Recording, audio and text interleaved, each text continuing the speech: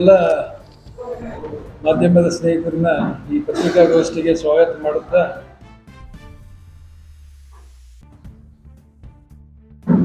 ಮೊನ್ನೆ ಒಂದು 15 ದಿವಸದಿಂದ ನಾನು ಒಂದು ಪತ್ರಿಕಾಗೋಷ್ಠಿ ಮಾಡಿದ್ದೆ. ಈ ಯಾವ ಪಕ್ಷಕ್ಕೆ ನಾವು ಬೆಂಬಲ ಕೊಡಬೇಕು ಅನ್ನುವಂಥ ಬಗ್ಗೆ. ಅದಾದಮೇಲೆ ನಾವೆಲ್ಲ ಗ್ರಾಮೀಣ ಭಾಗದಲ್ಲಿ ಹಾಗೂ ನಗರ ಭಾಗದಲ್ಲಿ ನಮ್ಮ ಕಾರ್ಯಕರ್ತರ ಜೋಡಿ ಚರ್ಚೆ ಮಾಡಿ ನಿಮಗೆ ತಿಳಿಸ್ತೀನಿ ಅಂತ ಹೇಳಿದ್ದೆ. ನಾನು 15 ದಿವಸದಿಂದ ಪತ್ರಿಕಾಗೋಷ್ಠಿಯಾಗ ಬಂದಾಗ ಅದರ ಮೊನ್ನೆ ಆಕಸ್ಮಿಕವಾಗಿ ನಮ್ಮ ಅಭ್ಯರ್ಥಿಗಳ ತಂದೆಯಾಗಿರ್ತಕ್ಕಂಥ ಕಾಂಗ್ರೆಸ್ ಅಭ್ಯರ್ಥಿಯ ತಂದೆಯಾಗಿರ್ತಕ್ಕಂಥ ಶಿವಾನಂದ ಪಾಟೀಲ್ ಸಾಹೇಬರು ಹಾಗೂ HY ಮೇಟಿಯವರು ಹಾಗೂ ನಂಜನ್ ಮಠರು ನಮಗೆ ಪಕ್ಷಕ್ಕೆ ತಾವು ಸೇರ್ಬೇಕಂತೇಳಿ ಆಹ್ವಾನ ಕೊಟ್ಟಿದ್ದರು. ನಾನು ಇಲ್ಲ ನಾನು ಎಲ್ಲರೂ ಅಡ್ಡಾಡಿ ಸ್ವಲ್ಪ ಕೇಳಿ ವಿಚಾರ ಮಾಡಿ ತಿಳಿಸ್ತೀನಿ ಅಂತ ಹೇಳಿದ್ದೆ. ಆ ರೀತಿ ಗ್ರಾಮೀಣ ಭಾಗದಾಗ ಎಲ್ಲ ಒಂದು 2-3 ದಿವಸ ಅಡ್ಡಾಡಿ ಬಂದು ಎಲ್ಲರಿಗೂ ಒಪಿನಿಯನ್ ತೊಗೊಂಡಿದ್ವಿ ನಾವು. ಅಷ್ಟರೊಳಗೆ ಅದು 27ನೇ ತಾರೀಕಿಗೆ ಮುಖ್ಯಮಂತ್ರಿ ಬರೋ ಟೈಮ್ ಒಳಗೆ ನಾವು ಸೇರ್ಪಡೆ ಆಗಬೇಕಾಗಿತ್ತು.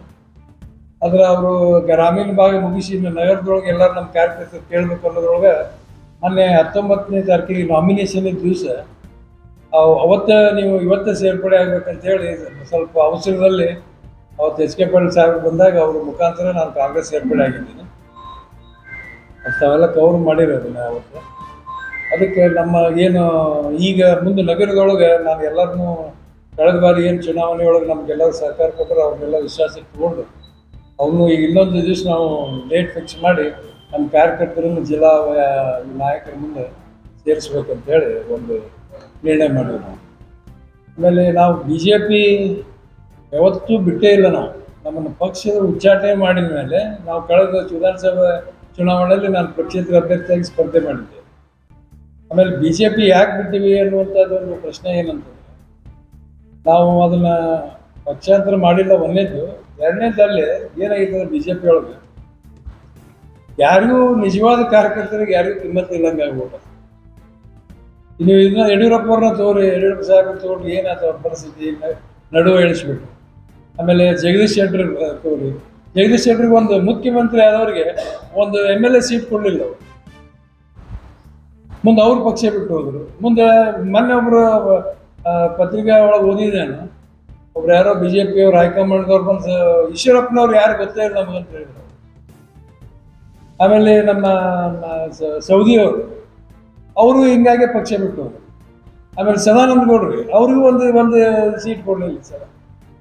ಎಲ್ಲ ಯಾರು ಕರ್ನಾಟಕದೊಳಗೆ BJPಯನ್ನು ಕಟ್ಟಿ ಬೆಳೆಸಿದಾರೆ ಅವ್ರ ಪರಿಸ್ಥಿತಿ ಏನಾಗಿದೆ ಅಂತ ಅದು ನೀವು ಅದನ್ನ ವಿಚಾರ ಮಾಡ್ಬೇಕು. ಪತ್ರಿಕೆ ಯಾರು ಬಂದು ಸೇರ್ಕೊಂಡ್ಬಿಟ್ಟಾರೆ. ಒಂದು ಮೊನ್ನೆ ಮಹಾರಾಷ್ಟ್ರದೊಳಗೆ ಒಂದು ಮುಖ್ಯಮಂತ್ರಿಗೆ ರಾಜ್ಯಸಭಾ ಸೀಟ್ ತಗೊಂಡು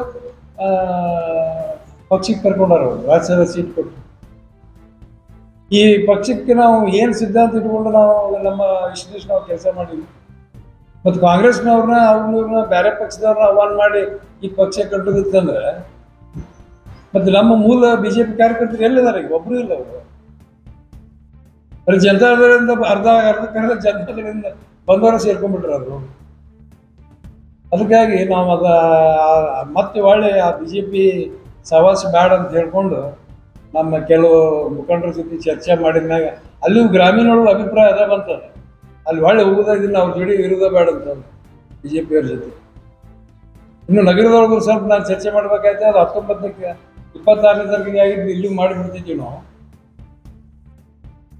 ಹಿಂಗಾಗಿ ಸ್ವಲ್ಪ ಅರ್ಜೆಂಟ್ ಒಳಗೆ ಅವ್ರಿಗೆಲ್ಲ ನಾನು ನಮ್ಮ ವಿಶ್ವಾಸಕ್ಕೆ ತೊಗೊತೀನಿ. ಅವ್ರೇನು ನಮ್ಮ ಜೊತೆ ಯಾರ್ಯಾರು ಬರ್ತಾರೋ ಅವ್ರನ್ನ, ಕೆಲವು ಮಂದಿ ಬರಲಾರ್ದವ್ರು ಅನಿವಾರ್ಯ ಇರ್ತದೆ. ಕೆಲವು ಮಂದಿ ಅಂಥವ್ರನ್ನೇನು ಇದನ್ನು ಮಾಡಿ ನಾವು ಕಾಂಗ್ರೆಸ್ನಾಗ ಮುಂದುವರಿಬೇಕಂತೇಳಿ ಮುಂದೆ